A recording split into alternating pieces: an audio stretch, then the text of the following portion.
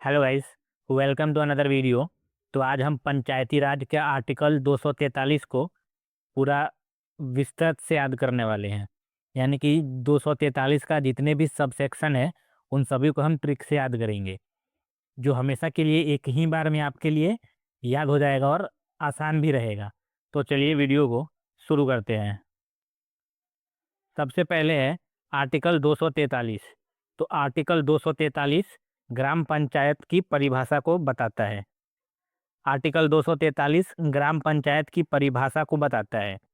Next है article 243 A for हो जाएगा असेंबली, और असेंबली का मतलब सभा होगा।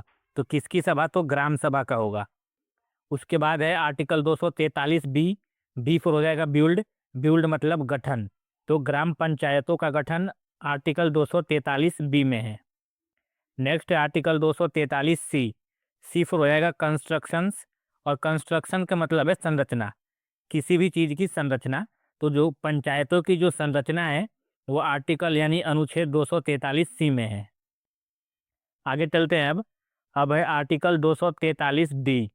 डी मतलब दया करना, और सरकार दया किस पे करती है? अनुसूचित जाति पे या अनुसूचित जनजाति पे। तो इसमें है अनुसूचित जाति या अनुसूचित जनजाति की महिलाओं के लिए सीटों का आरक्षण।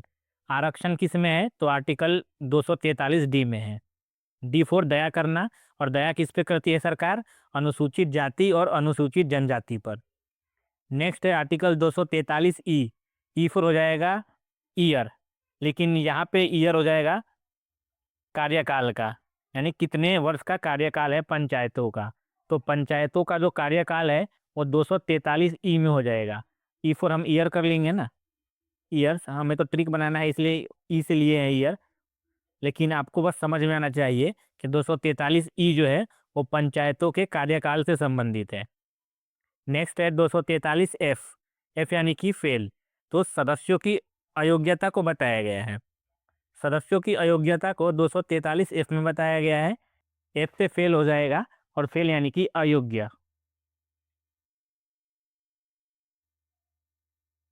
नेक्स्ट है आर्टिकल 243 जी।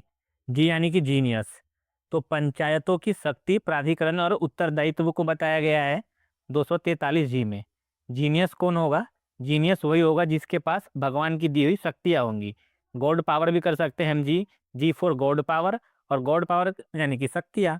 और वहाँ पे हमने जी लिया है जीनियस से, और जीनियस होगा जिसके पास शक्तियाँ मौजूद होंगी। नेक्स्ट है 243 एच।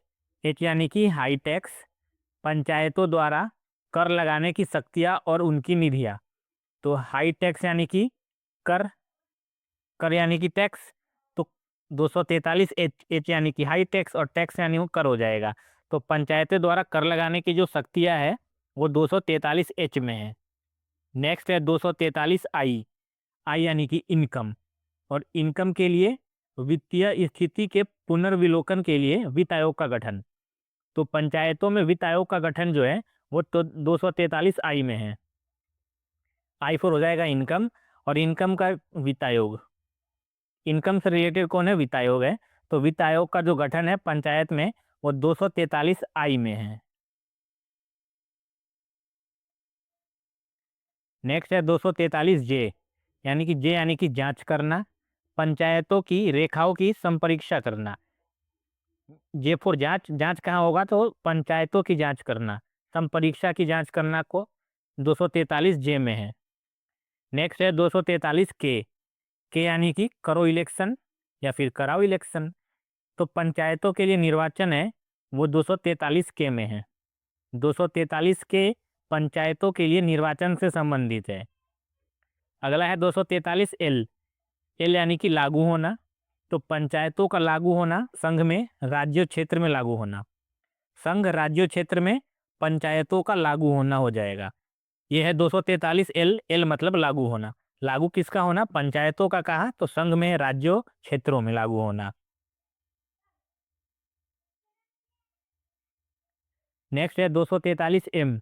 एम यानी कि मना करना, पंचायतों को कुछ क्षेत्र में लागू न होना। पंचायतों को कुछ क्षेत्र में लागू न होना 243 एम में है। एम यानी कि मना करना। नेक्स्ट है 243 एन। विधियों और पंचायतों का बना रहना, यानी कि निरंतर बना रहना। एन फॉर निरंतर बना रहना, पंचायतों का बना रहना। कुछ में एम है, एम यानी कि मना करना, एन मतलब निरंतर बना रहना। तो पंचायतों का बना रहना कहाँ किस में है? 243 एन में है। और पंचायतों को कुछ क्षेत्र में लागू न होना 243 एम में है। तो एम यानी मना करना, एन यानी निरंतर बना रहना। नेक्स्ट है 243 ओ, निर्वाचन संबंधी मामलों में न्यायालयों के हस्तक्षेप का वर्णन। ऑब्जेक्शन यानी ओ फॉर ऑब्जेक्शन, ऑब्जेक्शन यानी हस्तक्षेप मान सकते हैं। अब हमने पंचायती राज को जो है वो हमने ट्रिक के माध्यम से याद कर लिया है, जो हमें बिल्कुल याद हो गया है। तो हम देखेंगे, हम एक बार रिवीजन कर लेंगे कि हमने याद किया है वो हमारे दिमाग में सही तरीके से बैठ गया नहीं।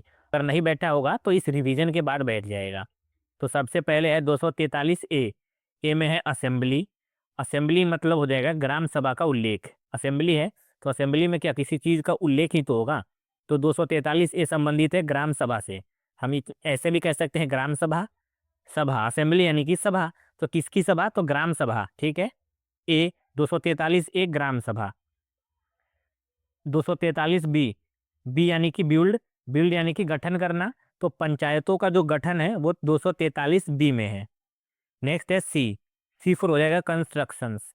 कंस्ट्रक्शन यानी कि पंचायतों की संरचना, किसी चीज की संरचना बनाना। तो पंचायतों की संरचना जो है वो 243 सी में है। सी फॉर कंस्ट्रक्शंस हो जाएगा, आप ऐसे याद कर सकते हैं। नेक्स्ट है डी, डी मतलब डिमांड। तो डिमांड किसके लिए होगा? डिमांड हो जाएगा आपके आरक्षण की। तो पंचायतों के संबंध में उल्लेख जो बताया गया है ना, आरक्षण का उल्लेख, पंचायतों के संबंध में आरक्षण का उल्लेख वो 243 डी पे है। हम दया करना भी कर सकते हैं, हमने दया करना पढ़ा है ना, डी फॉर दया करना। तो सरकार किस पे दया करती है? सरकार दया करती है अनुसूचित जाति और अनुसूचित जनजाति पर। तो ये क्या हो गया? ये आरक्षण पे ही हुआ ना। तो डी फॉर डिमांड, और डिमांड मतलब आरक्षण। नेक्स्ट है 243 ई। ई मतलब एक्सपायरी, हमने ईयर किया था। एक्सपायरी मतलब क्या? किसी चीज का डेट समाप्त हो जाएगा। तो डेट किसका समाप्त होगा? किसी का कार्यकाल होगा तभी तो डेट समाप्त होगा। तो ई फॉर हो जाएगा एक्सपायरी। और इसमें दे रखा है पंचायतों का कार्यकाल। ई मतलब कार्यकाल पंचायतों का। नेक्स्ट है एफ, एफ यानी कि फेल मेंबर। तो फेल मेंबर का मतलब अयोग्यता का उल्लेख। तो पंचायतों में अयोग्यता का उल्लेख जो है वो 243 एफ से संबंधित है। नेक्स्ट है 243 जी, जी फॉर जीनियस। जीनियस किस? जीनियस है तो उसके पास ही सारी शक्तियां होंगी। किसकी? God power. जो जीनियस है उसी के पास भगवान की दी हुई सारी शक्तियां होंगी। तो 243 जी हो जाएगा जीनियस, और जीनियस के पास ही भगवान की दी हुई शक्तियां होंगी। नेक्स्ट है 243 एच। एच मतलब हाई टैक्स। तो टैक्स का हो गया पंचायतों में कर लगाने की शक्ति। अनुच्छेद 243 एच, पंचायतों में कर लगाने की शक्ति। नेक्स्ट है अनुच्छेद 243 आई। आई फॉर हो जाएगा इनकम। और इनकम यानी वित्त आयोग का गठन। इनकम है तो इनकम किसके, कौन कैलकुलेट करेगा? ये मान लीजिए वित्त आयोग ही करेगा हमारा।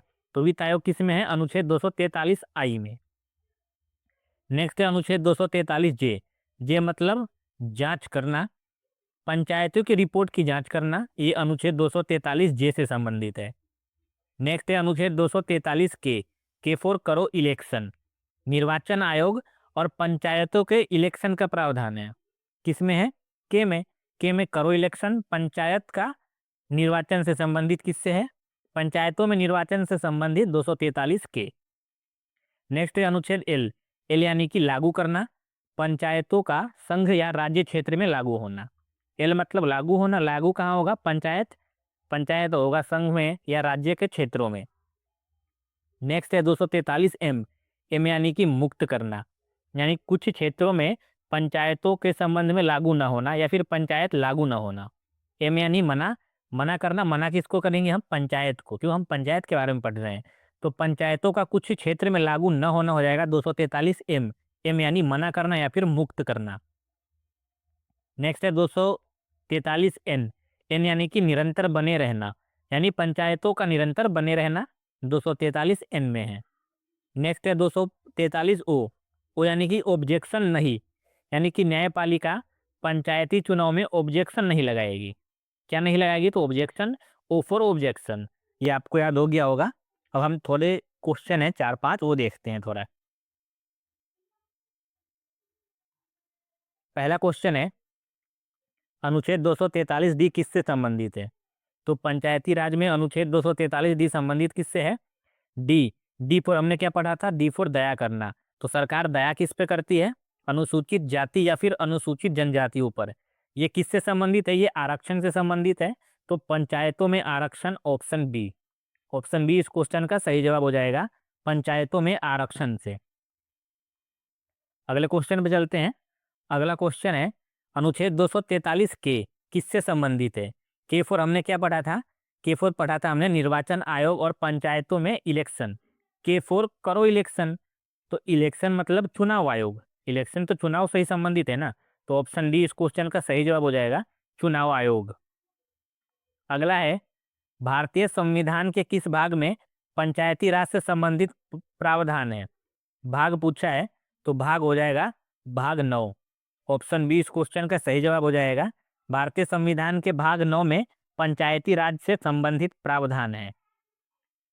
आज का आखिरी क्वेश्चन है अनुच्छेद 243 ओ किस विषय से संबंधित है? हमने क्या पढ़ा था? O for objection. तो ऑब्जेक्शन कौन नहीं लगाएगा? तो पंचायत की वैधता पर न्यायालय में सवाल नहीं उठाया जा सकता है, यानी कि पंचायत की वैधता पर न्यायालय, तो न्यायालय ऑब्जेक्शन नहीं लगाएगा। तो ऑप्शन बी इस क्वेश्चन का सही जवाब हो जाएगा। तो ये थे हमारे आज के वीडियो, आशा करता हूँ अच्छे लगे होंगे। अच्छे लगे होंगे तो लाइक शेयर और सब्सक्राइब जरूर कीजिएगा। मिलते हैं कल